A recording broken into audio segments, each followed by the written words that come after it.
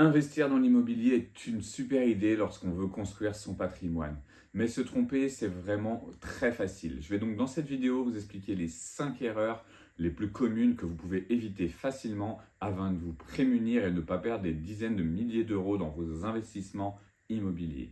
Donc restez bien jusqu'à la fin parce que vous allez voir la dernière, c'est peut-être la plus sous-estimée et qui est la plus facile à régler et la plus facile à mettre en place pour que vous économisiez vraiment de l'argent et au moins que vous sachiez ce que vous faites lorsque vous investissez.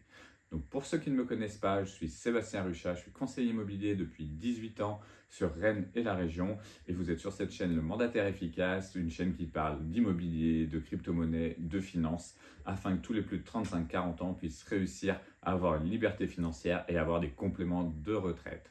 Donc moi, là, je vais essayer de vous donner vraiment ces 5 erreurs à éviter. J'ai pris des notes comme d'habitude pour pouvoir vous mettre les choses les plus importantes en face des yeux et que vous ne ratiez rien puisque c'est vraiment très important de bien connaître toutes ces erreurs pour ne pas les commettre lorsque vous allez passer à l'acte et peut-être investir dans votre premier achat ou dans un deuxième, un troisième, mais en tout cas ne pas reproduire ce que vous avez fait.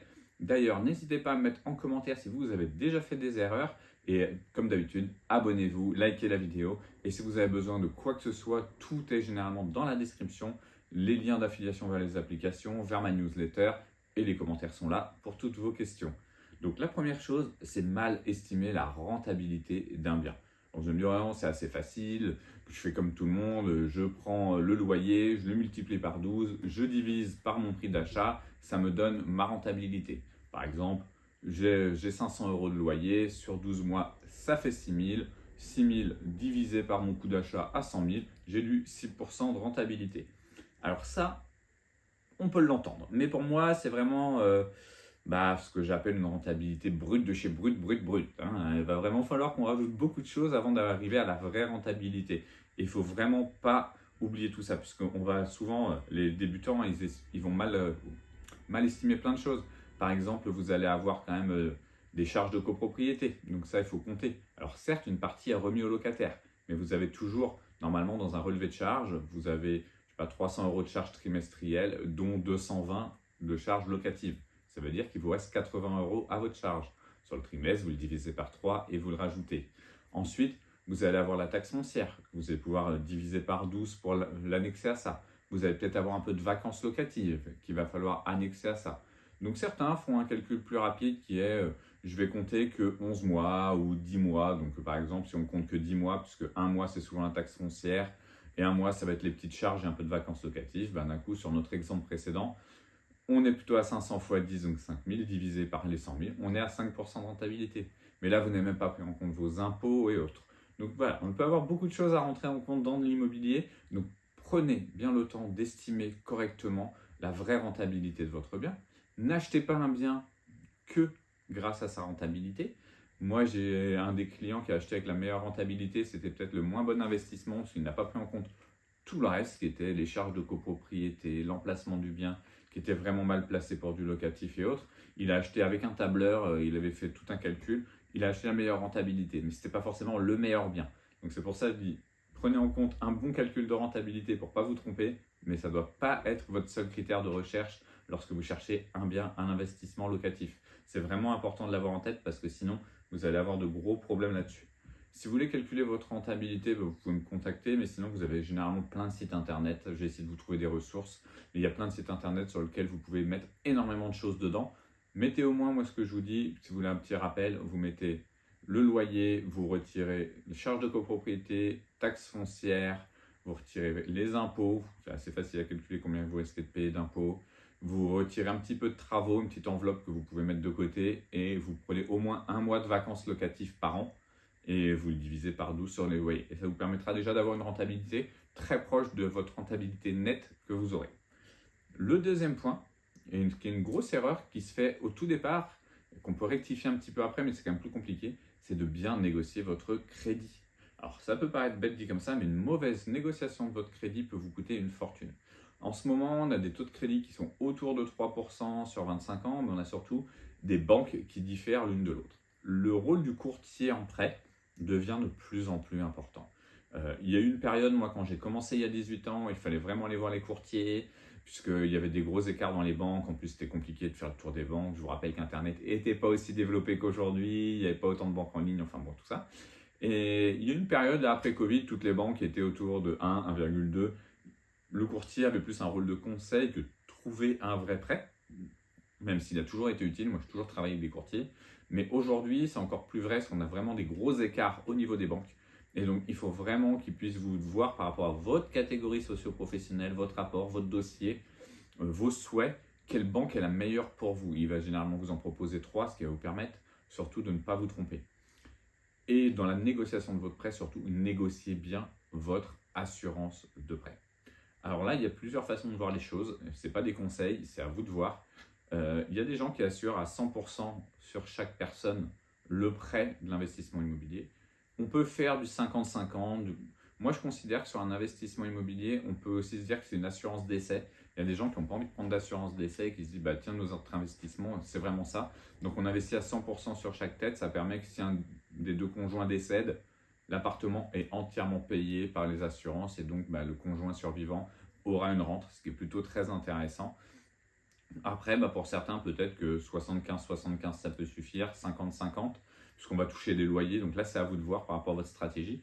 Mais surtout, négociez votre assurance, des fois même en dehors de votre prêt bancaire. Donc cherchez bien un courtier qui va aller chercher des assurances hors de la banque. Je sais que si vous prenez Crédit Agricole, par exemple, ils ont Pacifica, Crédit Mutuel, ils ont Arkea qui sont liés. Donc généralement, c'est compliqué des fois de changer d'assurance. Mais pourtant, c'est là où vous allez gagner le plus d'argent généralement. Donc faites bien le point là-dessus et négociez au mieux votre crédit. Puisque vous allez voir, vous allez pouvoir faire une grosse économie d'argent, que sur 20 ans, 25 ans ou 15 ans selon les investissements. C'est des grosses sommes d'argent dont on parle. Donc prenez le temps de bien le négocier. Je vous rappelle que lorsque vous avez signé un compromis de vente ou une promesse d'achat, vous avez 60 jours pour avoir un prêt bancaire. Ça peut paraître long, mais c'est souvent assez court. Donc il faut vraiment être actif et aller chercher le meilleur prêt pour vous et la meilleure assurance pour vous, puisque c'est ça aussi qui va vous aider dans la rentabilité de votre investissement. Parce qu'on n'oublie pas, on investit avec l'effet de levier, puisque c'est ça qui nous rapporte de l'argent. La troisième chose, tout simplement choisir son régime fiscal. Alors ça peut paraître bête, parce que souvent on ne se renseigne pas, mais il existe plusieurs régimes fiscaux pour acheter. On peut acheter en SCI, on peut acheter en nom propre, on peut acheter en LMNP, on peut acheter via une holding qui détient une SCI. Enfin, il y a beaucoup de montages juridiques qui peuvent exister, et ça c'est propre à chacun, en fonction de vous, en fonction de votre taux d'imposition marginale, qu'on appelle la TMI. Tout ça va rentrer en compte dans votre calcul de rentabilité, et donc c'est très important de pouvoir savoir exactement quel montage vous allez prendre. Donc pour ça, n'hésitez pas à vous former, à vous renseigner, allez voir un comptable, allez voir votre notaire qui va pouvoir vraiment vous renseigner. Au pire, vous pouvez poser des questions dans les commentaires, j'essaierai de vous renseigner au mieux. Mais voilà, c'est important de savoir parce que selon les régimes, vous avez par exemple, si vous achetez en nom propre classique, vous allez avoir une imposition assez importante qui va être directement votre TMI. Donc si vous avez une petite TMI, si vous avez 11% d'impôt, c'est peut-être intéressant. Par contre, si vous êtes à 41% d'impôt, peut-être qu'il faut mieux se pencher vers une SCI à l'IS et du coup ne pas payer d'impôt sur le revenu, mais ne faire que payer de l'impôt sur les sociétés qui est à 15 puis 27. Par contre, attention à la sortie lorsque vous voudrez revendre. Donc là, voilà. Et ensuite, regardez aussi si vous devez être sur le régime réel, microfoncier. À vous de voir. Il y a plein de calculs, mais vraiment, si vous ne vous renseignez pas, si vous oubliez cette case, on peut perdre quand même pas mal d'argent, que ce soit sur le moment, sur son imposition ou sur une revente. Donc c'est très important à avoir en tête et c'est souvent négligé par les personnes qui investissent, surtout pour la première fois quand on n'a pas été renseigné. Donc prenez bien le temps. Normalement, un bon conseiller immobilier doit aussi pouvoir vous aiguiller un maximum. Ensuite, je vous ai parlé que justement, quand on achetait en SCI à l'IS, il y avait un taux qui était plus important d'imposition sur la plus-value lorsque vous revendez. Et bien ça, c'est vrai pour la quatrième étape qu'il faut absolument prendre en compte. N'achetez pas sans plan de sortie. C'est tout simple. Et beaucoup de gens, ils achètent sans savoir quand est-ce qu'ils vont revendre, est-ce qu'ils vont transmettre le bien. Pas du tout. Est-ce que c'est un but d'acheter sur 5 à 10 ans pour faire un apport, pour faire autre chose?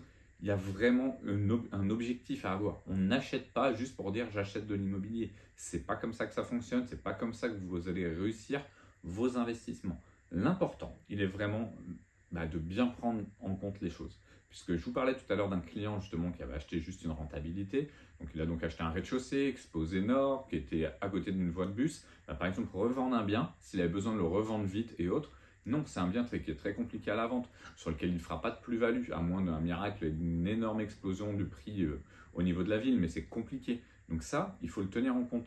Si vous comptez garder ce bien pour le transmettre aux enfants, eh ben, il va falloir aussi le savoir, puisque si vous ne le savez pas, vous n'allez pas pouvoir faire le bon montage comme on en a parlé au départ. Donc tout ça est vraiment à prendre en compte. Essayez de savoir pourquoi vous achetez.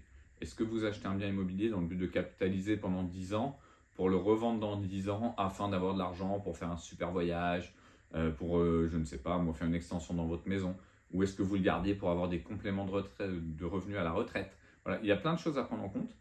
Il faut le savoir, puisque en fonction de ça, on va peut-être acheter un bien rentable, peut-être que vous avez besoin d'un complément de revenu maintenant, donc vous allez choisir un bien avec du cash flow, donc de l'argent qui rentre tous les mois en plus de votre crédit. Peut-être que c'est un complément pour la retraite, donc on s'en fiche, on veut juste qu'il soit payé arrivé à la retraite. Peut-être que c'est pour revendre parce que vous savez que vous allez être muté dans 10 ans et que vous ne voudrez pas garder ce bien. Dans ce cas-là, il faut choisir peut-être un bien qui va être dans un quartier qui va prendre de la valeur et la rentabilité sera peut-être un peu moins importante et ça ne sera pas le sujet. Donc vous voyez, vraiment posez-vous, l'investissement immobilier c'est compliqué. Donc d'ailleurs, n'hésitez pas à vous abonner à la newsletter, parce que je vous parle d'immobilier, de finance, de crypto-monnaie, ça arrive tous les vendredis matins dans votre boîte mail, donc c'est toujours intéressant, n'hésitez pas, vous avez le lien dans la description. Et j'espère qu'en attendant, vous êtes déjà abonné à cette chaîne, parce que je sais qu'il y a 78% des gens qui ne sont pas abonnés à la chaîne et qui regardent pourtant les vidéos. Donc abonnez-vous, ça me donne un grand soutien, likez-la et puis commentez, parce que vous savez, les algorithmes, c'est toujours le bazar.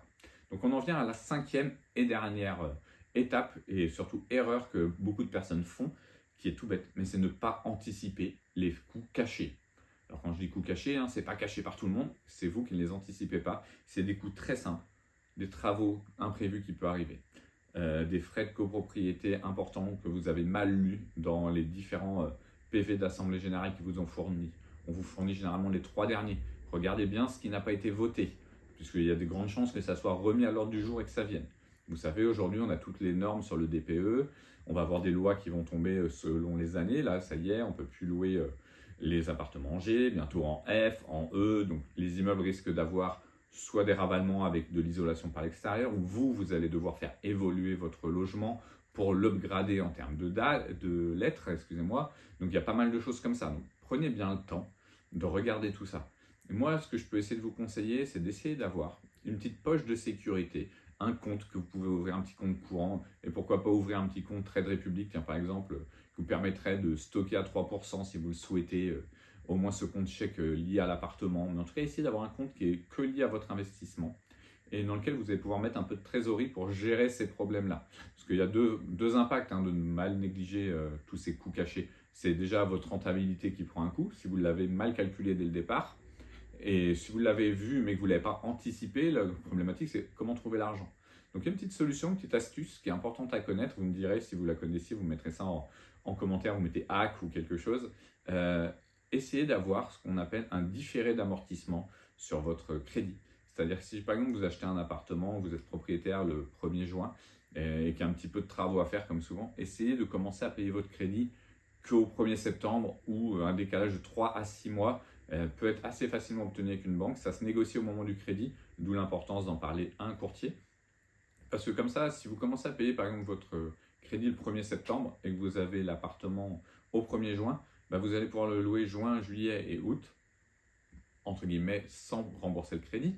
Donc vous allez pouvoir stocker cet argent, ne le dépensez pas, gardez-le sur votre compte qui va vous permettre d'avoir un petit fonds de roulement justement pour gérer des petits travaux, pour gérer un impayé et autres. C'est très important pour ne pas se retrouver en difficulté à cause d'un appartement le jour où il y avait un problème, des travaux qui arrivent qui n'étaient pas prévus, un chauffe-eau qui claque ou autre.